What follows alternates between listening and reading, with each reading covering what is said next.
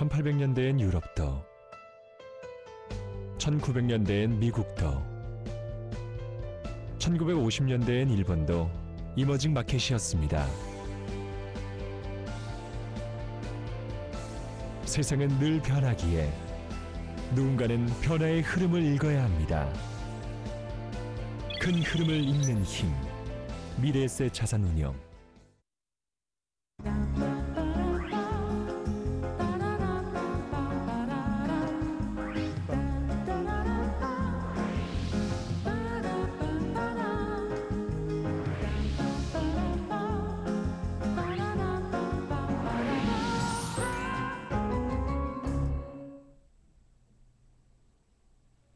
안녕하십니까. 편안함만 풍요로운 미래를 꿈꾸는 러브에이지 진행을 맡은 이민주입니다.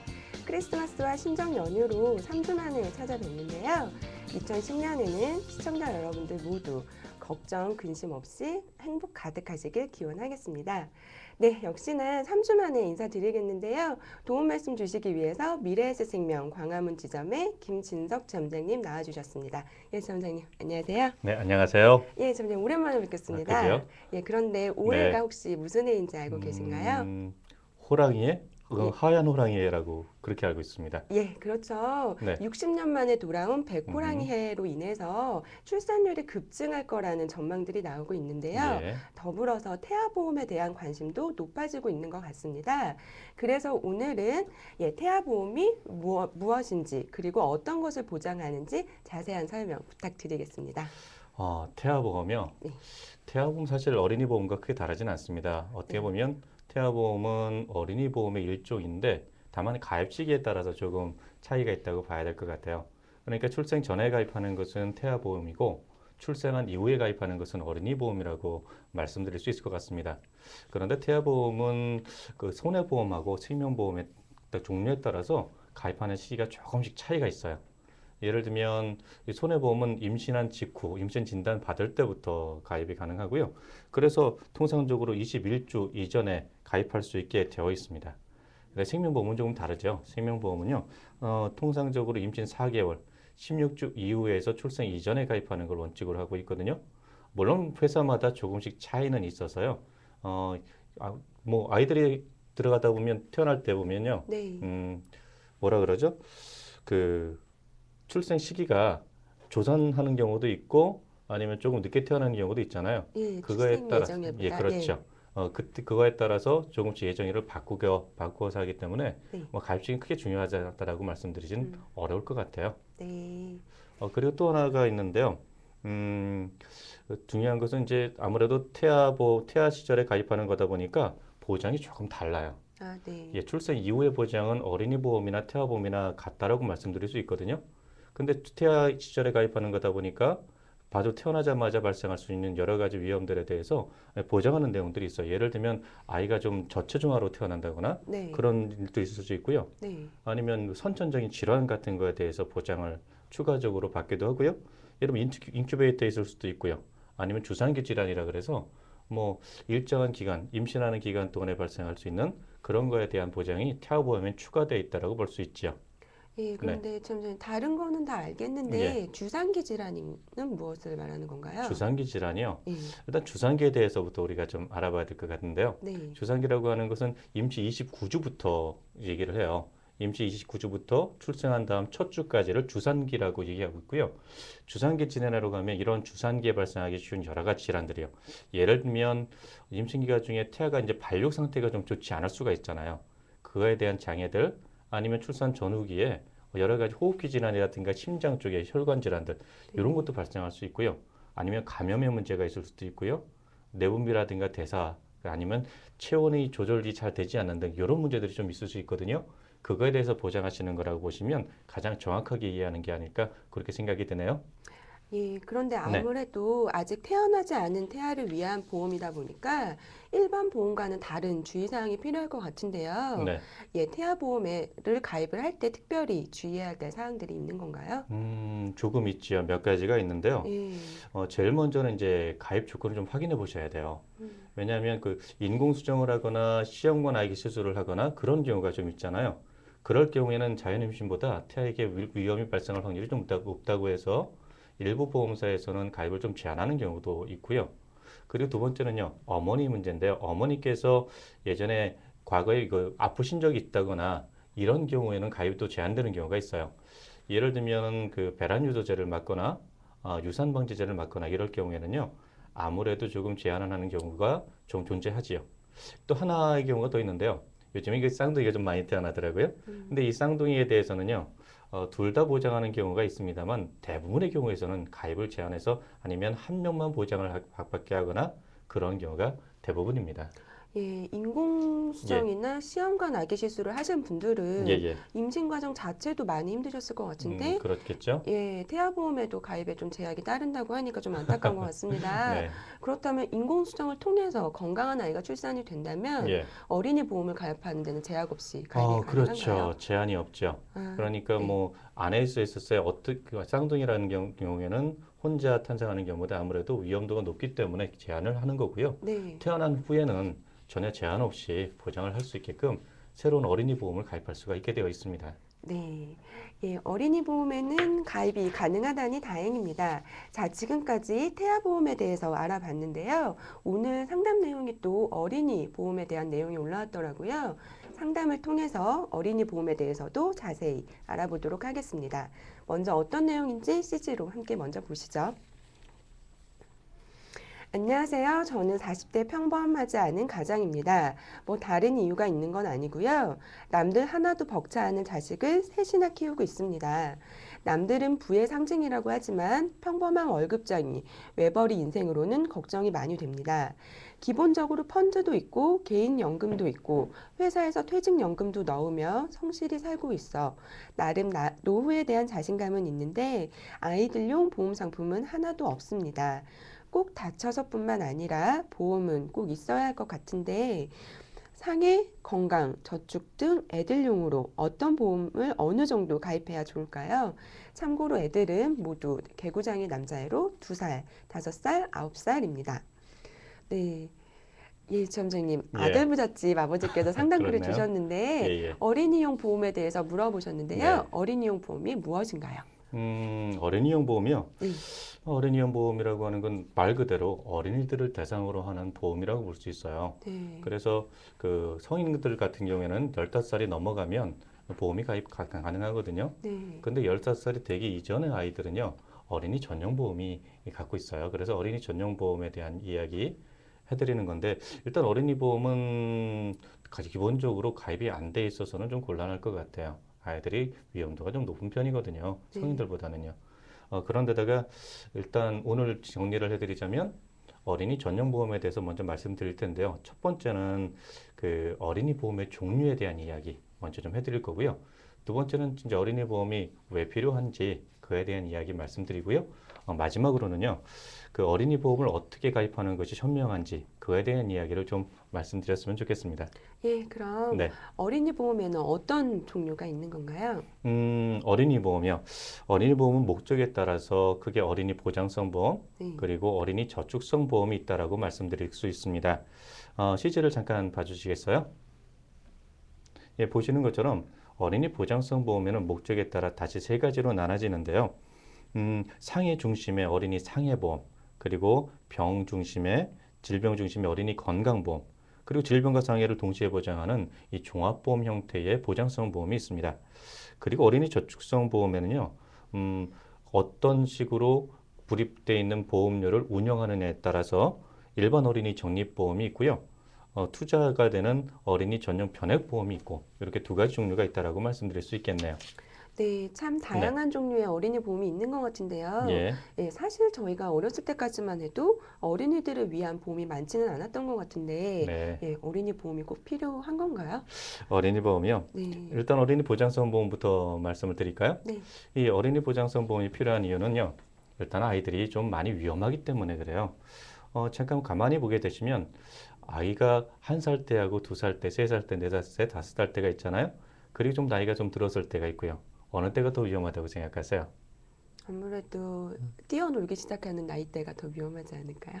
예, 많이들 그렇게 생각을 하세요. 근데 네, 실제로는요. 예, 어린 나이일수록 더 많이 위험하답니다. 아, 그래요? 병원에 가는 일도 훨씬 더 많고요. 아, 그래서 네, 성인들 같은 경우에는 나이가 많아질수록 위험률이 높아지지만 어린이들은 나이가 어릴수록 위험률이 좀 높아요. 그렇기 때문에 실제적으로 통계를 가만히 볼까요?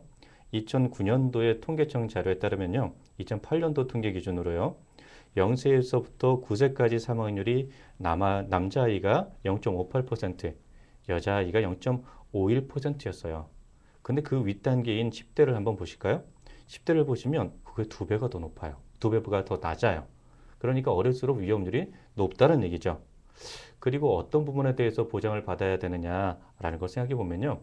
보통 통상 그 미성년자로 생각하는 19세 이하 사망 원인들을 저희가 좀 살펴볼 필요가 있는데요. 일단 9살 이전의 아이들은요. 운수사고, 교통사고죠. 교통사고가 제일 많고요. 그 다음에 암, 물에 빠지시는 사고, 선천적인 기형, 추락 이런 것들이 상위의 사망 원인을 차지하고 있고요. 그런데 10대의 경우 10살부터 19살까지는요. 마찬가지로 교통사고, 운수사고가 제일 많고요. 자살이 좀 늘어나기 시작을 해요. 네. 그리고 암, 물에 빠지시는 익수사고, 심장질환 순으로 이렇게 사망 원인들이 나와 있습니다. 그렇기 때문에 이제 보장 내용을 선택할 때도요. 이렇게 그 사망에 대한 부분들은 뭐 거의 보장받지 못하거든요. 그런데 네. 하지만 그 이전에 다치시거나 병이 걸리거나 이런 부분에 대해서는 보장을 받으셔야 되잖아요. 네. 이런 부분을 충분히 고려하셔서 선택하는 것이 필요하다고 말씀드릴 수 있을 것 같아요. 예, 예, 그럼 어린이 네, 보험이 꼭 아이들 건강이나 네, 저기 사고를 대비하기 위한 것만은 아닌 것 같은데요. 그죠? 많은 어린이 보험 중에서 좋은 보험을 선택하는 요령이 필요할 것 같은데요. 좋은 어린이 보험을 선택할 수 있는 네. 방법도 좀 소개를 해주시기 바랍니다. 그럴까요? 예. 어린이 보험을 선택할 때는 몇 가지 기준들을 갖고 있는데요. 일단은 조금 전에 말씀드린 것처럼 아이가 아프기만 한 것도 아니고요. 다치기만 하는 것도 아니에요. 그래서 아플 때든 다칠 때든 같이 보장받을 수 있는 형태의 상품을 선택하는 것이 굉장히 중요한 거지요. 예를 들면 그런 상품들 아까 말씀드렸던 종합보험의 형태라고 말씀드릴 수 있거든요. 사실 어린이 보험은 성인이랑 좀 달라서요. 어른 보험들은 암에 대해서 보장하는 암보험도 있고요. 상해에 대한 상해보험이라든가 질병에 대한 건강보험 또는 사망을 보장하는 사망보험도 있어요. 하지만 아이들은 이것이 전부 다 뭉쳐져 있다라고 보는 것이 정확할 것 같아요. 이게 첫 번째 선택할 수 있는 원인 요령이고요. 네. 두 번째는 이제 실손의료비. 이거는 좀 정말 필요하죠. 왜냐하면 아무래도 어른들은 아파도 병원에 가기가 잘 되지 않지요. 좀 참아내는 경우도 있고요. 그런데 아이들은 사실 부모 마음에서 자주 병원에 가시게 되잖아요. 그러다 보니까 실손의료비가 들어가는 건 아주 필수라고 생각할 수 있을 것 같아요. 네. 그리고 세 번째라고 한다 그러면 일단 치료비 문제인데요. 그 암 같은 거 그런 거 특히 백혈병이라든가 이런 부분들이요. 이렇게 치료비가 많이 나오는 보장은 좀 치료비가 충분하게 나올 수 있도록 설계하는 게 좋죠. 왜냐하면 실손 의료비가라고 하는 것은 한계가 정해져 있어요. 뭐 3천만 원이나 5천만 원의 이런 한도가 있는데 고액 치료비가 들어가는 질병 그 한도로 뛰어넘는 경우가 종종 있거든요. 그러다 보니까 고액 치료비가 나올 수 있는 상태도 같이 결합하는 것이 굉장히 바람직합니다. 그 다음 선택 요령이 있다고 하면 요거 말씀드릴 수 있을 것 같아요. 네. 그 어린이 보험 크게 그 두 종류가 있는데요. 네. 하나는 만기에 내가 낸 돈을 돌려받을 수 있는 만기 환급형이 있고요. 네. 또 하나는 그 만기에 내가 낼 수 있는 상품, 내가 낸 보험료를 전혀 돌려받지 못하는 순수 보장형 상품이 있어요. 근데 이게 장단점이 조금 극명하거든요. 네. 예를 들면 만기에 돌려받을 수 있는 돈은요. 아마 많은 분들이 이런 식으로 가입하시는 거죠. 일반적으로 만기에 내가 가입한 보험료 한 100% 정도를 돌려받는데요. 좀 작게 돌려받는 경우인 60에서 80% 정도 돌려받는 경우도 있고요. 하지만 이율이 낮기 때문에 저축 효과는 좀 떨어져요. 순수 보장형은 만기에 돌려받을 수는 없지만 보험료가 상대적으로 굉장히 저렴하거든요. 그래서 둘 중에서 어느 쪽을 선호하냐에 따라서 결정하시는 것도 필요할 것 같아요. 저는 개인적으로는요, 네. 순수 보장형을 좀 더 선호하는 편입니다. 아, 그리고 또 하나가 있다 그러면 생명보험회사 상품하고 손해보험회사가 조금 차이가 있어요. 예를 들면 생명보험회사와 손해보험회사는 두 개는 보장이 거의 비슷한데요. 각각의 특징에 따라서 약간 차이가 발생하지요. 손해보험 같은 경우에는 일상생활 장애 상태라 그래서 아이가 놀다가 다른 아이한테 뭐 다치게 만들었다거나 뭐 이런 경우에 그 보상해 줄 수 있는 그런 보장이 추가되어 있는 형태가 많이 있고요. 생명보험 그거보다는 이제 고액의 치료비 쪽에 좀 강점을 갖고 있어요. 그래서 뭐 암이라는 거 이럴 때 치료비가 좀 많이 나올 수 있게끔 설계가 되어 있는 부분들이 좀 다른 점이라고 말씀드릴 수 있습니다. 그렇기 때문에 생명보험하고 손해보험하고 같이 결합하는 것이 일단은 아이들을 위해서는 가장 이상적인 형태다라고 말씀드릴 수 있을 것 같습니다. 그 다음에요. 어린이 보험이다 보니까 아무래도 보험이라고 하는 건 비용이잖아요. 비용이니까 비용은 되도록이면 조금 내는 것이 좋다라고 저는 생각하거든요. 네. 그렇다고 한다면 아무래도 그 보험료가 낮게끔 설계하는 게 좋은데 보험료가 낮게끔 설계하다 보면은 그 보장이 충분하지 않을 수 있지 않느냐 이런 생각하실 수 있으셔요. 근데 그거를 해결할 수 있는 방법들이 있거든요. 예를 들면 보장의 기간은 길더라도 보험료 내는 기간은 또 같이 길게 만드시는 방법이에요. 그러면 보험료가 상당히 낮아지게 되어 있답니다. 그렇게 되면 아무래도 저렴한 비용을 가지고 보장을 충분히 받을 수 있게 되어 있거든요. 여기에 참고적으로 하나 더 말씀을 드린다고 한다면 네. 아까 처음에 말씀드렸던 것처럼 어른들은 나이가 들수록 조금씩 위험이 높아지는데 아이들은 나이가 들수록 위험이 점점 낮아진다는 거에 주목하시면 굉장히 재미있는 설계가 나올 수가 있어요. 많은 분들이 이런 생각하시잖아요. 보험을 가입하면 끝까지 가야 된다. 맞습니다. 그건 정말 정답인데요. 성인들 같은 경우에 그게 맞아요. 근데 아이들 경우는 조금 다르답니다. 아이들 경우에는요. 늦게 가입하면 늦게 가입할수록 나이가 들면 나이가 들어서 가입하면 가입할수록 보험료가 점점 싸져요. 근데 그때 보험료가 싸다고 해서 늦게 가입할 수는 없잖아요. 그러다 보니까 일단 태아 때 가입하거나 출산 직후에 가입하더라도 한 3, 4년 지나서 다시 가입을 하게 되면 보험료가 줄어들 수 있어요. 그러니까 오히려 그 나이에 따라서 3년이나 5년 정도 기준을 따라서 차근 조금씩 갈아타는 지혜도 필요할 것 같고요. 또 한 15세쯤 되게 되면 완전히 성인보험으로 갈아타는 것도 굉장히 현명한 방법이에요. 일반적으로 아이들 보험 가입의 보장 내용과 성인 보험의 보장 내용은 크게 좀 차이가 있거든요. 성인 보험의 보장 내용이 훨씬 더 크고 좋은 경우가 많아요. 그렇다 보니까 15세쯤 돼서 저렴하게 가입할 수 있는 기회를 놓치지 않으시는 것도 굉장히 현명한 지혜라고 볼 수 있을 것 같습니다. 네. 예, 그런데 네, 저희 상담 신청자께서 2살, 5살, 네, 9살 된 자녀를 두고 계시다고 했는데 네, 솔직히 그러면 교육시킬 시간이 지금 까마득하게 많이 남아있는 거잖아요. 네, 교육비 문제도 만만치 않을 것 같은데 네. 이런 부분은 어떻게 해결할 수 있을까요? 아까 CG에서 보셨던 것처럼 아까는 보장성 보험에 대한 말씀을 좀 드렸었는데요. 네. 제가 어린이 저축성 보험에 대한 말씀을 좀 드려야 될 것 같아요. 음, 아이들용 저축 상품이 정말 아이들용 저축 상품이 필요하냐 이런 문제가 있을 수 있는데요. 혹시 과거에 교육보험이란 말 들어보신 적 있으세요? 예전에 한번 저희 네, 고모가 네, 말씀하셨던 적이 있었던 것 같아요. 가입을 하셨는데, 네. 예, 하셨었다고 사촌 동생들 때문에. 아, 그러셨어요? 예. 실제적으로 우리나라 최대 히트 상품 중에 아, 하나였지요. 네. 지금은 교육보험이 거의 사라졌어요. 하지만 생각해 보세요. 교육보험을 부모님들이 왜 가입하려고 하셨을까요? 그 아이들의 교육을 어떻게 하든 간에 제대로 시켜봐야 되겠다, 시키고 싶다라는 생각 때문이었고요. 한 10여 년 전, 20여 년 전에는요, 아이가 되면 당연히 교육보험은 가입해야 되는 거라고 생각을 했습니다. 이유는 과중한 교육비 때문이지 않았겠어요? 네. 그런데 그러한 문제들을 지금은 거의 사라졌습니다만, 왜냐하면 교육보험의 그 이율 구조가 조금 열악했었거든요. 근데 부모님들이 아이들의 교육을 제대로 시켜야 되겠다라고 하는 또 요즘은 또 교육비가 상당히 많이 들어가다 보니까 뭐 유학 자금을 마련한다거나 아니면 중간에 그 어학연수라도 다녀오게 된다거나 이런 부분을 어떻게 하면 해결했으면 좋겠다라고 하는 그런 부모님들의 생각이 바뀐 건 아니거든요. 아니면 점점 더 많아지고 있다라고도 볼 수 있을 것 같습니다. 그런 측면에서 어린이 저축성 상품들이 사실 최근 들어서 더욱더 각광을 받고 있는 이유가 아닐까 생각을 하는데 이 어린이 저축성 보험이 크게 두 종류가 있잖아요. 아까 말씀드렸지만 하나는 일반 이율에 의해서 불이가 되고 있는 일반 저축성 보험이 있고요. 네. 또 하나는 그 펀드에 투자되는 형태의 어린이 변액 보험이 있거든요. 두 개에 따라서 그 선호에 따라 선택을 좀 달리 하시는 것도 굉장히 필요하지 않을까라는 생각이 들어요.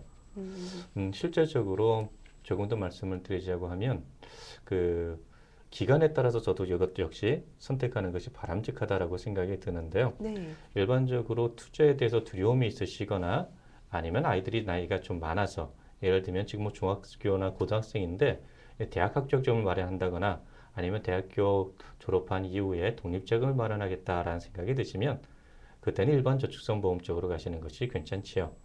하지만 아이가 아직 중학교 이하의 저연령이거나 이럴 경우에는요.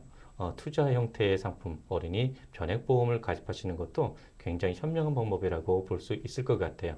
두 보험 다 어린이 저축성 보험이니까 일반 성인보험하고는 조금 다르겠죠?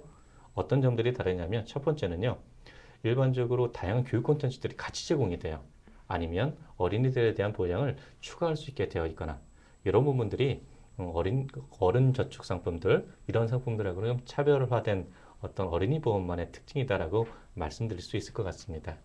네, 그러면 예. 마지막으로 새 자녀들의 네. 보험 어떻게 구성하는 게 좋을까요? 이분 나이를 잠깐 보니까요. 예, 일단 아이들이 3명이시네요. 네. 정말 부러운 현상인데 흔히 말하는 아이가 쓰시면 뭐 정말 부자의 상징 뭐 이런 말씀 많이 하잖아요. 네. 근데 이분들 나이가 2살, 5살, 9살이시나요? 아직까지 한참 키워야 될 그런 나이기도 하고요. 그리고 실제적으로 돈이 가장 많이 들어가는 시기는 지금이 아니고 좀 더 나이가 들어서지 않을까라는 생각이 들어요. 그래서 지금 현재로부터 초등학교 이하의 아이들이기 때문에 아무래도 저 같은 경우 제가 만약에 제안을 한다고 하면 어린이 변액보험 쪽으로 해서 아이들 학자금을 마련하는 방식으로 제가 권유해 드리고 싶고요. 그리고 어린이 보장성 보험 같은 경우에도 아까 비용을 좀 저렴하게 가져가자라고 말씀드렸는데요. 많은 분들이 한 5만 원에서 8만 원 정도를 많이 생각하세요. 근데 실제로 그렇게 많이 들어갈 이유는 없고요. 한 아이당 한 3만 원에서 4만 원 정도 수준이면 손해보험과 생명보험을 졸업해서 아주 훌륭한 보장을 받을 수 있게 되어 있거든요. 물론 납입하는 기간을 좀 길게 설계하면 그렇게 된다는 말씀이십니다. 그러더니 3명이다 보니까 한 아이당 3만 원에서 4만 원 정도 생각하면 세 아이면 한 10만 원에서 12만 원 선? 그 정도면 충분히 보장을 받을 수 있을 거라고 생각을 하고 있고요. 이외에 뭐 어린이 저축성 보험에 대해서 아까 말씀드렸던 것처럼 목적 현재 상황에 따라서 대부분의 회사에서는 5만 원 또는 10만 원 정도부터 가입이 가능하게 되어 있어요. 그러니까 그 수준 이상에서 현명하게 선택하시는 것도 괜찮을 것 같습니다. 네. 예, 지금까지 상담 내용으로 어린이 보험에 대해서 자세히 살펴봤습니다. 마지막으로 보험에 관한 오해 한 가지 풀고 가도록 하겠습니다. 계약 전 알릴 의무 사항을 위반하게 됐을 경우에 보장을 받을 수 없다. 소장님, 네. 사실 주변에서도 이 문제로 보험사와 마찰을 겪고 계신 분들을 좀 많이 봤는데요. 예, 그죠? 예, 계약 전 알릴 의무 사항을 네. 위반했을 경우에는 전혀 보장을 받을 수 없는 건가요? 실제적으로는 보장을 받는 경우도 있고요. 네. 대부분의 경우는 보장을 받지 못하지요. 네. 그러니까 어떤 경우에 보장을 받을 수 있고 어떤 경우에 보장을 받지 못하느냐 그 얘기를 말씀드리는 게 조금 더 도움이 되지 않을까 싶어요. 네. 오늘 그래서 그 얘기를 좀 먼저 말씀드리고 싶은데요. 일단 계약자 알릴 의무라는 거에 대해서 먼저 말씀을 드릴까요? 이것은요. 보험 계약자하고 보험 대상자 예전엔 보험 대상자를 피보험자라고 불렀거든요. 보장을 받으시는 분이요. 이분께서 청약할 때 이 청약서에서 질문한 사항들이 좀 있어요. 그 사항에 대해서 정직하게 말씀해 주셔야 됩니다. 질문 내용에 대해서 사실대로 알려야 될 의무가 있거든요. 이것을 계약자를 알릴 의무라고 하는데요. 왜냐하면 보험회사에서는 이 사항을 가지고 이 계약을 인수할 것이냐, 그리고 이걸 가지고 어느 정도의 보험금을 지급할 수 있게끔 상품을 만들 것이냐, 보험료는 어느 정도 측정할 것이냐를 결정하게 되어 있거든요. 그래서 그 부분이 상당히 중요한 부분이라고 말씀드릴 수 있을 것 같고요. 일반적으로 그렇기 때문에 이 부분에 대해서 고객께서 보험 대상자께서 제대로 과거의 질병이나 다치신 거에 대해서 말씀하시지 않으시면 가입이 해지가 되거나 그러면 보험이 없어지는 거죠. 아니면 보장에 대해서 제약을 좀 받으실 수가 있으세요. 그렇게 되면 상당히 억울하시잖아요. 하지만 그럼에도 불구하고 보장을 받을 수 있는 경우가 한 7가지 정도가 있어요. 한번 시제를 봐주시겠어요? 이 첫 번째는요. 회사가 계약할 당시에 계약하는 시점에서 고객이 잘못 기재했다 또는 과실로 기재했다라는 사실을 알았거나 회사가 중대한 과실로 몰랐을 경우가 있어요. 그런 경우에는 계약을 해지할 수가 없게 되어 있습니다. 또 하나는요. 중간에 계속해서 보험료를 납입하는 과정 중에서 회사가 그 사실을 알았어요. 잘못 개입했다거나 고지를 위반했다는 사실을 알게 된 거죠. 알게 된 다음부터 1개월이 한 달이 지났음에도 불구하고 계약을 해지를 하지 않았다면 그때는 인수한 걸로 간주를 해요. 그래서 보장을 받을 수가 있고요. 또 하나는요. 보장을 개시한 날이 있어요. 대부분은 보험료를 납입한 날이 보장이 시작되는 날이거든요. 건강진단을 받게 되는 경우에는 건강진단을 받은 날부터일 경우도 있습니다만 그렇다고 한다면 이 경우에서는 보험사고가 발생하지 않았는데 2년 정도 경과했을 경우에는요. 그때는 마찬가지로 계약을 해지할 수가 없습니다. 왜냐하면 보험회사에는 고객의 계약을 관리해야 되잖아요. 2년 동안 관리를 했는데도 불구하고 발견하지 못했다는 것은 사실 관리를 잘 못했다라고 해서 보험회사의 규칙 사유가 있다라고 판단하는 거거든요. 또 약간의 예외가 있다면 가입할 경우에 건강진단을 받으시고 가입하시는 경우가 있잖아요. 그 경우에는 2년이 아니라 1년이 지나면 계약을 해지할 수 없게 돼 있답니다. 또 하나는요. 건강진단을 받지는 않았습니다만 예를 들면 의료기관에서 건강진단을 받았거나 이런 서류를 통해서 건강진단을 대체하는 경우가 있어요. 거기엔 자세한 내용들이 나와 있지 않겠습니까? 그런데 이것을 보고서 계약을 인수했을 경우요. 그래서 보험계약 건강상태를 발송할 수 있는 이런 건강진단서를 기초로 해서 계약을 인수했을 경우에도 고지를 위반했다 할지라도 계약을 해지할 수 없게 되어 있습니다. 그리고요. 마지막으로 이런 사항도 있는데요. 보험 설계사분들이 제가 대신 이렇게 쓸게요 이렇게 하는 경우가 간혹가다 발생할 수 있어요. 그래서 보험 설계사분들이 계약 전 알릴 의무사항을 임의로 이렇게 작성한 경우가 나타나게 되면 이것도 보험회사의 규칙 사유로 봅니다. 왜냐하면 보험을 판매하시는 분들은요. 단순히 판매하시는 분이 아니라 회사의 대표라고 생각이 대표로 간주가 되거든요. 그렇기 때문에 이 정도 사항들은 계약의 고지를 위반하여도 계속해서 보장을 받을 수 있다. 이렇게 간주가 됩니다. 예, 전자님 그러면 만약에 허위로 네. 가입을 한 후에 네. 보험금을 이미 탔어요. 네. 그런 경우에 나중에 발각이 됐을 경우 이런 경우에는 어떻게 다시 불이익을 당할 수가 있는 건가요? 그렇죠. 불이익을 당하게 되죠. 일반적으로 이렇게 보험금이 이미 지급됐다 할지라도요. 보험 지급으로 해서 모든 건 끝나는 건 아니에요. 그렇게 될 경우에는요. 이 허위 사실을 해서 보험금 청구됐을 때는요. 보험회사에서 다시 그걸 회입 조치를 취하게 되어 있습니다. 그렇기 때문에 그 부분은 정말 유의해서 하셔야 된다라고 봐야 되지요. 네. 계약 전 알릴 의무사항 역시 계약의 일부분이기 때문에 솔직하게 작성을 하고 보장을 충분히 받아서 불이익을 당하지 않도록 하는 것이 중요할 것 같습니다. 예, 김진석 점장님 오늘도 좋은 말씀 감사합니다. 네, 고맙습니다. 네.